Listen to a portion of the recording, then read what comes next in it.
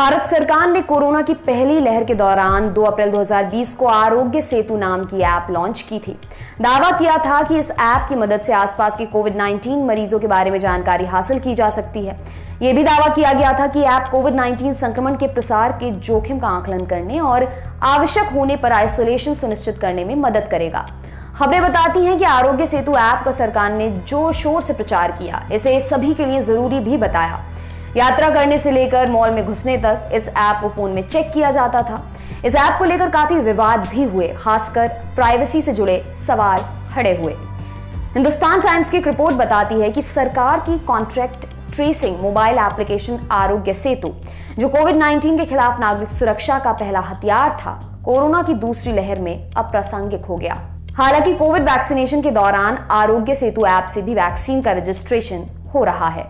Donate card और voice of slum जुड़कर दिल्ली और नोएडा के स्लम्स में गरीबों को फ्री ऑक्सीजन सप्लाईज प्रोवाइड करने का प्रयास कर रहे हैं। डिस्क्रिप्शन में दिए हुए लिंक पर जाकर डोनेट कार्ड पे अभी डोनेट करें। इन गरीब परिवारों का सहारा बने।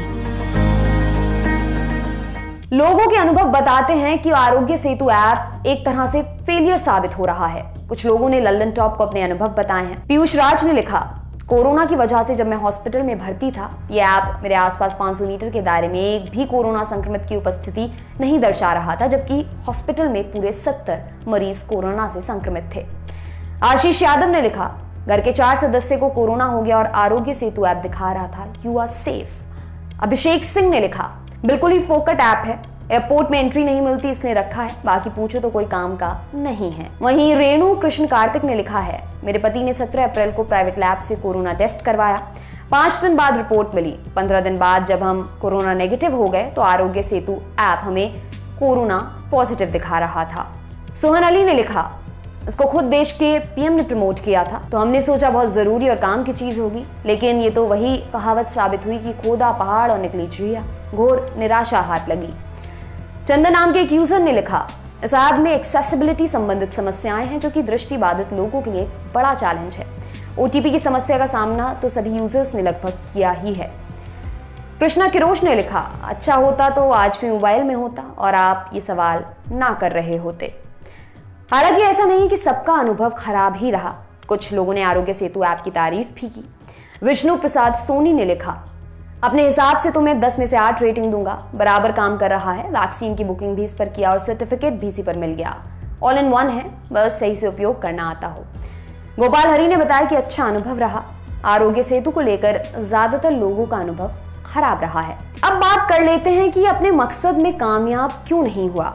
हिंदुस्तान टाइम्स की एक रिपोर्ट के मुताबिक देश में उभरते कोरोना हॉटस्पॉट की पहचान करने में आरोग्य सेतु ऐप काफी मददगार साबित हुआ था। हालांकि एप्लीकेशन केवल तभी काम कर सकता है जब डेटा फीड किया जाए। प्रयोगशालाओं में टेस्टिंग हो रही है, लेकिन वे आरोग्य सेतु पर मोबाइल नंबर अपडेट नहीं कर रहे हैं, इसलिए उभरते हुए हॉटस्पॉट की पहचान करने में मदद नहीं मिल पा रही है। हिंदुस्तान टाइम्स की इसी रिपोर्ट के मुताबिक आरोग्य सेतु से जुड़े एक व्यक्ति के अनुसार ऐप में दूसरी लहर का मुकाबला करने की क्षमता थी, लेकिन इसका उपयोग नहीं किया गया। सरकार ने इसे ठंडे बस्ते में डाल दिया। वहीं स्वतंत्र शोधकर्ता श्रीनिवास कोडाली के मुताबिक आरोग्य सेतु तभी तक काम कर सकता है जब तक उसे डेटा मुहैया कराया जाए। पिछले साल आईसीएमआर यानी Indian council of medical research data को पास कर रहा था, जो एप्लीकेशन का उपयोग करके लक्षित हस्तक्षेप में मदद करता है। सरकार ने इसे इस तरह से बढ़ावा दिया कि अगर कोई ये ऐप यूज कर रहा है तो उन्हें कोविड नहीं होगा, लेकिन ऐसे बहुत से लोग हैं जिनके पास स्मार्टफोन नहीं है। जिस महत्वपूर्ण मुद्दे पर प्रकाश डाला जाना चाहिए था वो ये कि ऐसा क्या हुआ कि आरोग्य सेतु की जगह सरकार ने कोविन को बढ़ावा देना शुरू कर दिया। आरोग्य सेतु ऐप को सबके लिए अनिवार्य बनाए जाने के मामले को लेकर कर्नाटक हाईकोर्ट में याचिका दायर करने वाले और गैर लाभकारी संगठन के लिए काम करने वाले सॉफ्टवेयर इंजीनियर अनिवार अरविंद का कहना है कि पिछले साल से ही आरोग्य सेतु ऐप महामारी से निपटने के लिए बहुत प्रभावी साबित नहीं हुआ है। उन्होंने कहा यह ऐप्स कितने प्रभावी हैं इसका कोई आंकड़ा नहीं है। आइसलैंड में ये मददगार नहीं है, सिंगापुर में भी इसका मूल्यांकन किया जा रहा है। 2021 में हमें जो प्रश्न पूछने की आवश्यकता है वो ये कि ये ऐप अभी भी क्यों मौजूद है। उनका कहना है कि आरोग्य सेतु एक प्रयोग था जो विफल रहा, ये पागलपन था, अब हमारे पास कोविन है। मुझे लगता है जैसे जैसे हम आगे बढ़ेंगे ऐप एक इम्यूनिटी पासपोर्ट के रूप में फिर से दिखाई देगा। इंडिया टुडे हिंदी के एडिटर अंशुमान तिवारी अपने एक लेख में लिखते हैं कि भारत का आरोग्य सेतु सुर्खियां बनाकर विलीन हो गया।